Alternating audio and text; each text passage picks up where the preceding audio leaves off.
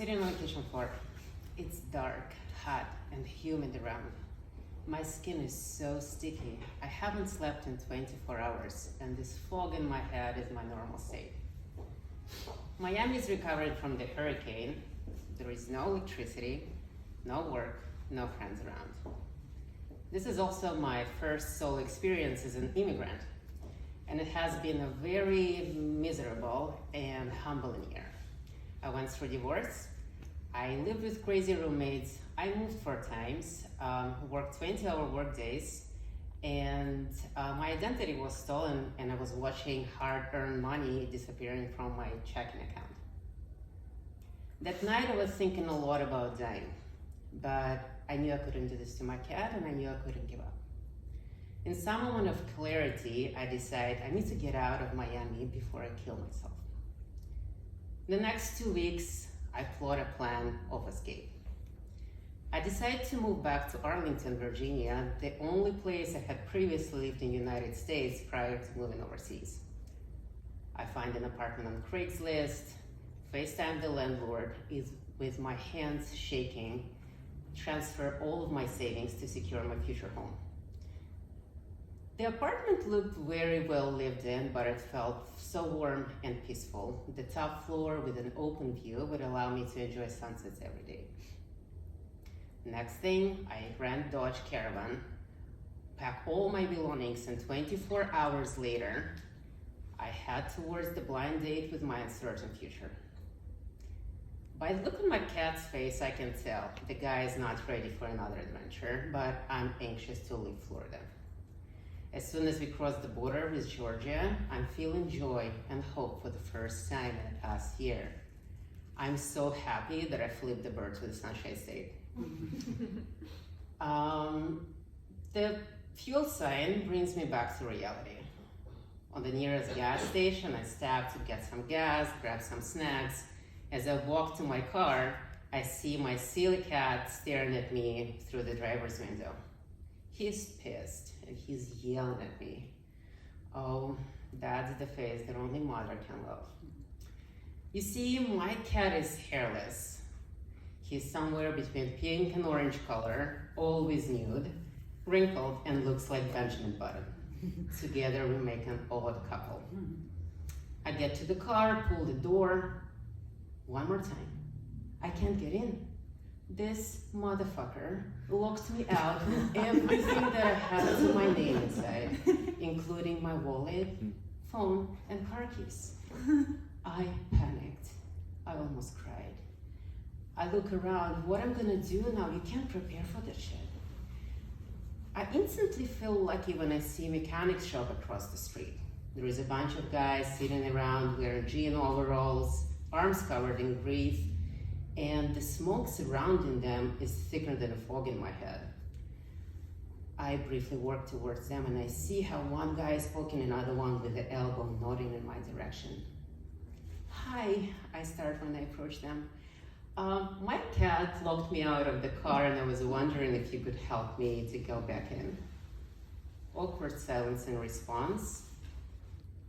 I blink and I smile to prevent the meltdown. Without saying a word, one of the guys starts walking towards my car. I follow him. He stops as he is looking at Gadi. What is that? He asks me. Oh, this is my cat. Proud mom moment. Never seen anything like that, he says with this disgust on his face.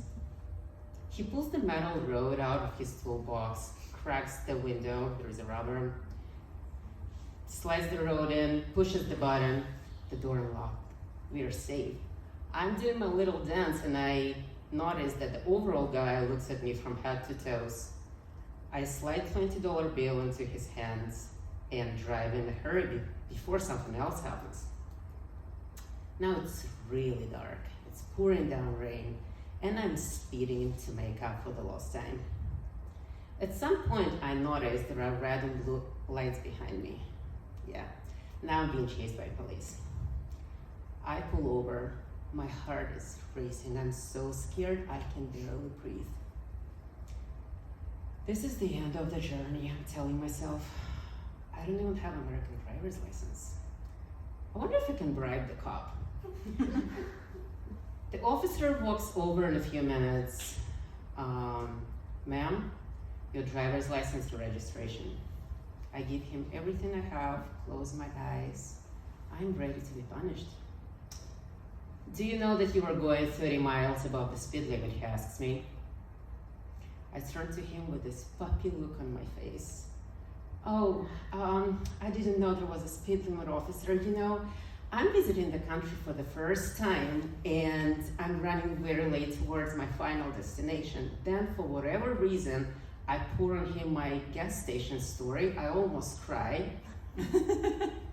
My acting was convincing enough. He gave me my driver's license back, looked at me and said, "Sweetie, drive safe, it's raining outside."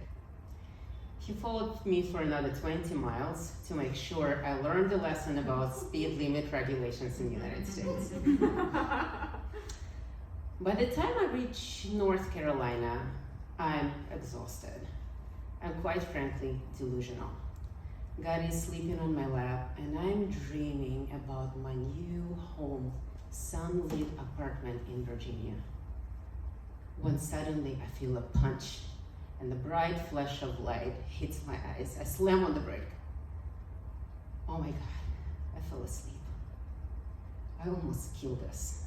I almost drove off the bridge. 2 weeks ago, that was all I wanted. But now I was on a new mission, to feel alive again. In this life-changing moment, I let myself face everything that hurt me in the past year and let myself feel all the pain that I was so afraid of. I had my first big and ugly cry that felt so healing at that time. For the rest of the journey, I stayed very focused and the fog from my head disappeared somewhere. When I entered our new home in Arlington, the sun just started going down. With God in my hands and the light was covering us.